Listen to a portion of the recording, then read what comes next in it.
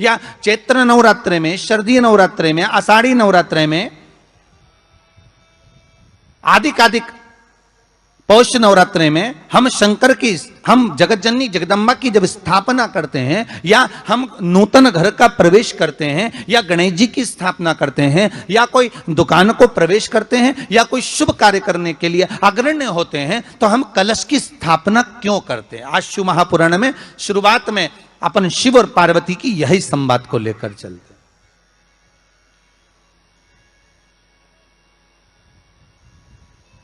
आखिर कलश में ऐसा क्या है?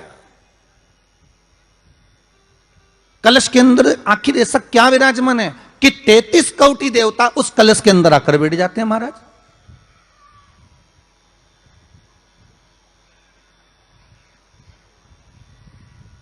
आप कोई यज्ञ करने जा रहे हो, आप कोई पोथी पुराण करने जा रहे हो, आप कोई अच्छा कार्य करने जा रहे हो, तो ब्राह्मण देवता कह देते कलश की स्थापना होगी, कलश की शोभा यात्रा निकलेगी, कलश यात्रा निकलेगी, कलश विराजमान होगा।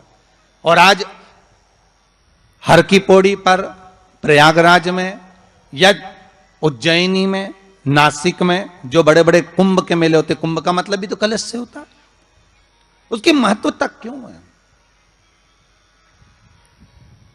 उस कुंभ की, उस घड़े की महत्वता कहां से प्रकट हो गई?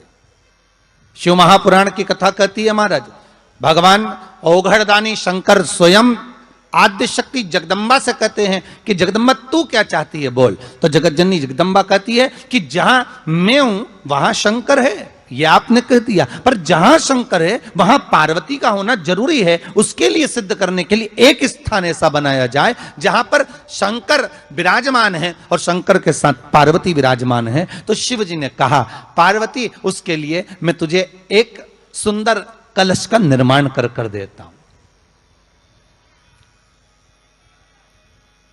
दुनिया का रचनाकार, दुनिया की रचना करने वाले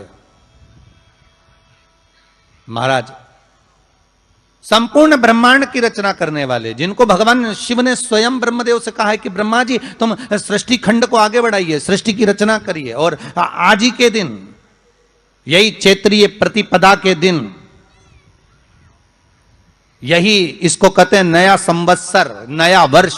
हिंदू धर्म में क्यों कहा जाता है? आज ही के दिन ब्रह्मा जी ने महाराज सृष्टि की रचना करना प्रारंभ करा था। आज ही के दिन भगवान शिव और ब्रह्मा का संवाद हुआ था। सीधे भगवान शंकर ब्रह्मदेव के पास जाकर बोले थे, हे ब्रह्मदेव आप सृष्टि की रचना करिए। तो ब्रह्मा जी ने पूछा था, सारे नक्षत्र आपने बनाए, सारे दिन आपने बनाए, सारी घड़ियां आपने बनाई, सारा पल आपने बनाया, मनुष्य की श्वास गिनती, काउंटिंग, अर्थात मनुष्य के शरीर की रोमावली, ये सब आपने निश्चित करी है।